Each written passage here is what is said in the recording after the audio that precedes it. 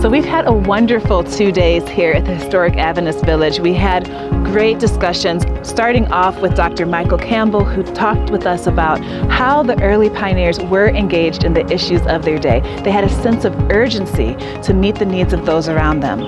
Then this morning, we started off with Dr. Kevin Burton, who talked about the particular involvement that our early pioneers had in the abolition movement and in ending slavery and promoting the rights of those around them.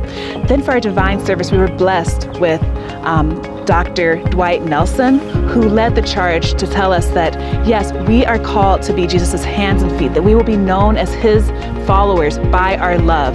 This is John 13:34 and 35.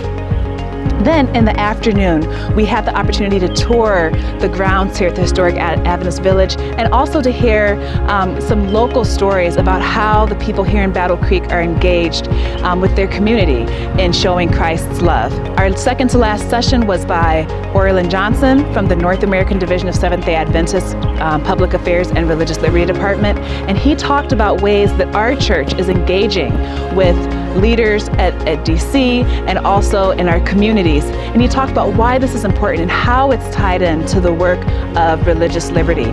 Then we capped it all off with a group discussion on ways that we can be engaged as a union. And I believe that everyone who has been part of this has left inspired and invigorated. I want to tell you, it was eye-opening, it was inspiring, such great content, and it made me proud to be a Seventh-day Adventist Christian. I had no expectations when I came here. In fact, I was a substitute for someone else.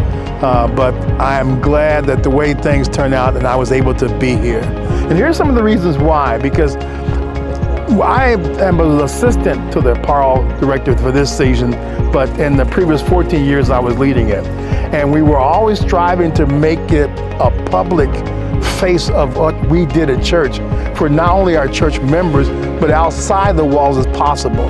But I was never really as successful as I wanted to be because of maybe we didn't have enough members involved with them. But looking through the lens of this session today and yesterday, I can see how much inspirational it's been for me to be here.